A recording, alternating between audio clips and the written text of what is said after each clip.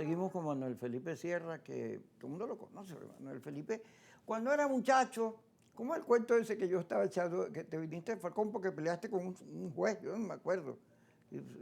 ¿Te acuerdas de eso? No sé, tantas cosas así que ocurrieron en aquella Sí, época. era joven. Manuel Felipe era suplente de Miquelena, porque Sí, usted sepa, tenía como 18 años sí. y ha corrido el agua. Mira, vamos a meternos con varios asuntos. Vamos a un Cuando momentico. Miquelena, no el Miquelena de ahora, ¿no? Sí, el Miquelena de URD.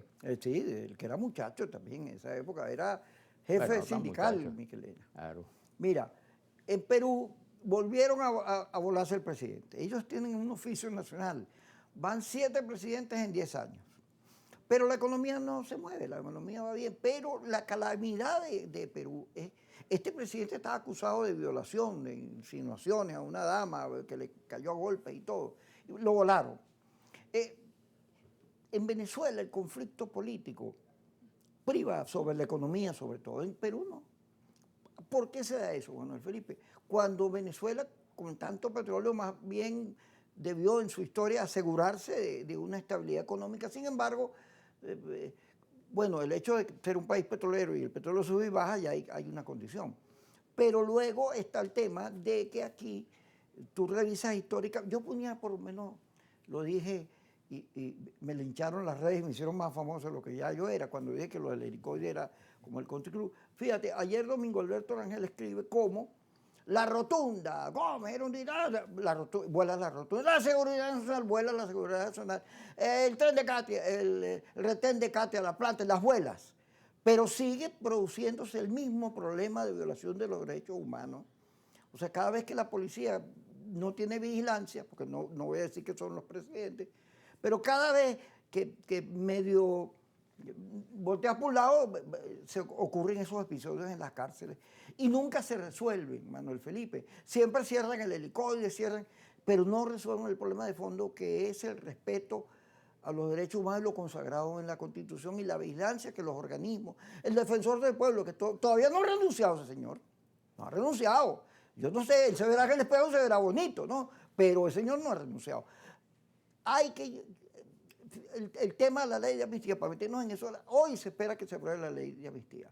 Ahora, se espera que fracciones de la oposición, sobre todo la reciente, la que acaba de entrar a la Asamblea, un factor de ellos se abstenga.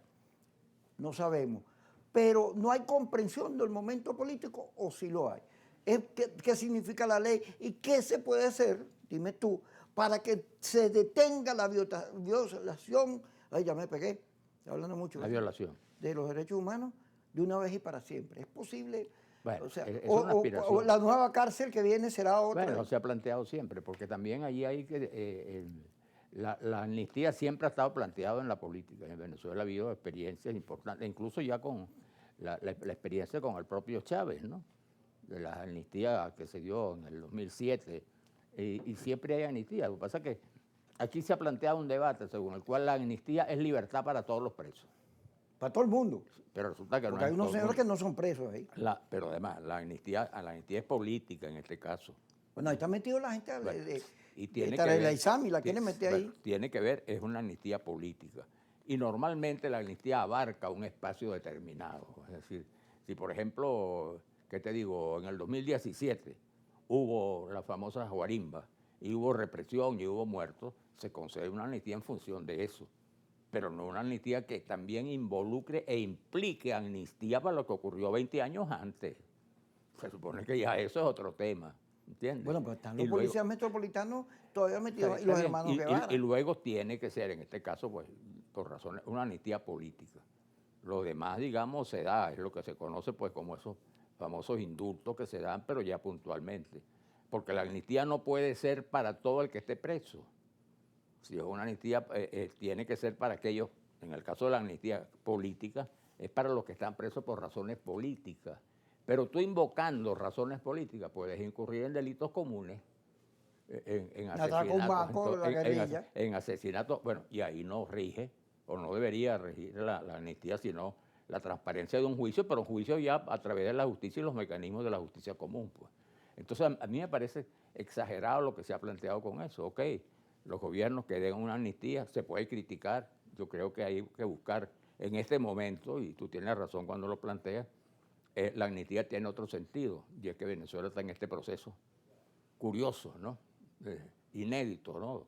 Incomprensible para muchos, además impredecible su resultado, y entonces, bueno, se necesita de una amnistía que tenga el mayor consenso posible, pero va a ser imposible pensar que todo el mundo, todos los factores van a estar en la amnistía, porque si se plantea desde ese punto de vista, todo el que esté preso y toda la organización política va a querer incluida en la amnistía. Fíjate, ahí metieron, hay unos casos sobre el tema de Tarek El Aissami, parece que no fueron casos justos, porque los metieron allí en una situación en la cual hay dudas sobre si es verdad que ellos están involucrados en ese caso.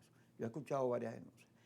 Y en las intervenciones en la Asamblea Nacional se habló de los dirigentes sindicales que perdieron su trabajo, de la gente de las listas estas tipo Tascón que siempre se impusieron, y una cantidad de injusticias cometidas. Dice JJ Rendón que JJ, digamos, no es ningún angelito, y ha sido un opositor. ¿Te acuerdas que JJ se echó encima la operación Gedeón para proteger a Guaidó? No se le echó encima, firmó un contrato donde se pero, entregaba el país. pero él dijo, yo fui el culpable para salvar a Guaidó, como si Guaidó hubiera tenido salvación algún día, ¿no? Entonces, pero él dice una cosa que yo comparto, aprueba la ley con las objeciones pertinentes, que todas las objeciones que hay que hacerlas, pero a la hora de aprobar tiene que privar el criterio país y crea una comisión o una instancia, deposita la responsabilidad de revisar todos esos casos en una instancia que lo vaya haciendo y vaya cumpliendo, pero además esa instancia sirva para generar que todos los dolores que generó el horrible caso de las cárceles, que yo insisto, las principales cárceles son Tocorón, El Rodeo, no es el helicoide, que estar preso no es bueno, yo no estoy diciendo todas eso. las cárceles son iguales. No, lo de Tocorón y El Rodeo es horrible. Bueno, como te digo, puede ser que haya una sala, torturan menos, pero la cárcel de por sí todas es mala, tienen la misma finalidad. no debe haber preso político, pero aquí hay unas cárceles donde como no tenían control de ningún tipo, ocurrieron cosas horrorosas, porque además cuando la Comisión de Paz y Convivencia recibió a los familiares y escucharon los cuentos, se dieron cuenta, caramba, que la dimensión de... Que eso hay que tratarlo con mucho cariño, con mucho afecto, para que esos dolores que no se borran nunca, porque uno está preso, eso no se borra, pero que pueda producirse perdón y reconciliación nacional. Pero hay un tema, tienes que crear una instancia y tienes que vigilar que el debido proceso, que la presunción de inocencia, que lo establecido en la Constitución no se viole una vez más. Pero hay que establecer la claridad que la amnistía política no es la liberación de todos los presos. Y los presos comunes tampoco. No. Se refiere a casos políticos. Pero pareciera en muchos casos que se apela a eso. Cuando tú dices, por ejemplo, mira, protestaron. ¿Sí? ¿Y por qué protestaron? No, porque fulano de tal era un muchacho muy bueno. Lo que pasa es que el muchacho se puso con la droga y el muchacho lo acusan de haber matado a 2 tipos. Bueno, eso no es político. ¿Tú entiendes? Pero hay casos, fíjate, allí que deben ser tratados con mucha preocupación y dedicación, que sí son casos que, caramba, a mí me cuentan que los propios miembros de la comisión, cuando los escucharon, sorprendidos. El propio gobierno se sorprendió de saber que eso había ocurrido. Ahora, yo no estoy aplicando culpas porque yo creo que el torneo de culpas ya basta.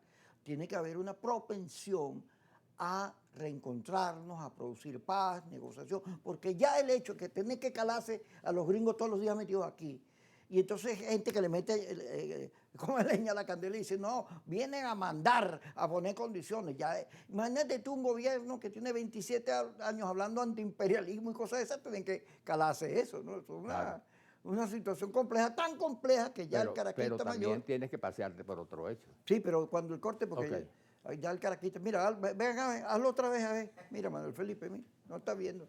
Míralo. Que como no está Yesenia, los camarógrafos son los yesenios. Ya regresamos.